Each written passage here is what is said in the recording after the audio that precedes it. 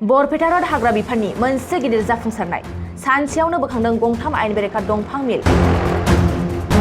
मिथिनाय बादिब्ला बरपेटा रोड हाग्रा बिफाननि बिबानगिरि प्रसन्त गगैनि दैदेननायाव युवा फरेस्ट डिपार्टमेन्टनि मोनसे हानजाया सा कामरुप हाग्रा ओनसोलनि बेन्दोंआव थानाय हलगासिया ओनसोलनिफ्राय गंथाम आयेन बेरेखा दंफां मिलखौ हमदों।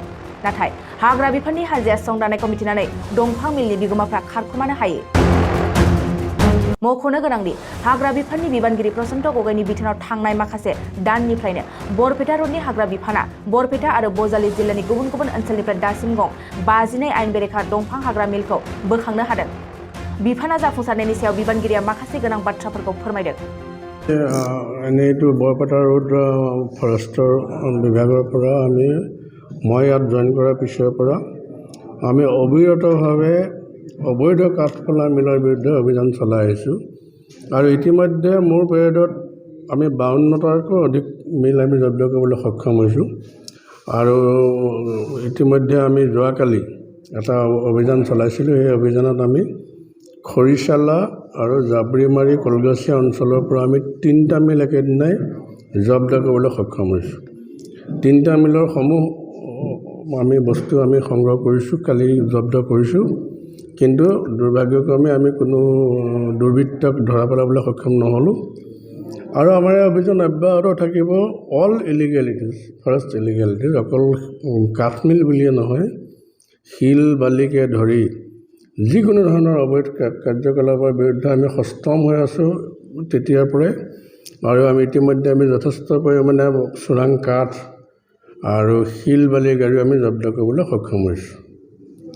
ছাৰ, যিহেতু আপোনালোকৰ অকল চমিল বুলিয়ে নহয়, অবৈধ যিটো কাঠ মানে শিল বালিৰ পৰা আপোনালোকে কিমান অফেন্স এতিয়ালৈকে হেৰি কৰিছে?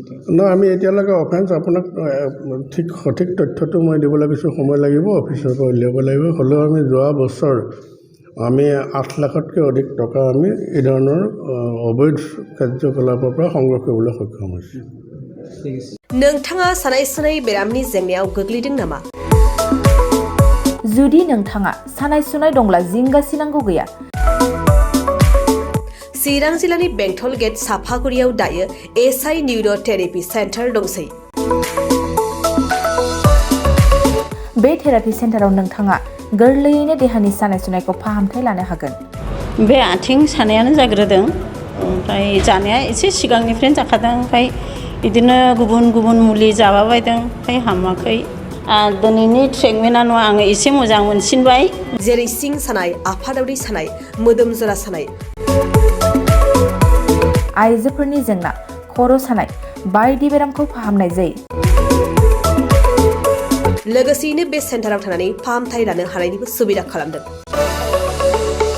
नोंथांमोनहा एसआइ निउर' थेरापि सेन्टाराव फाहामथाय लानो गोसो दंब्ला नैबे मबाइल नम्बर 7620160459 नङाब्ला 9476977956 आव थोंजों सुलाद लानो हागोन।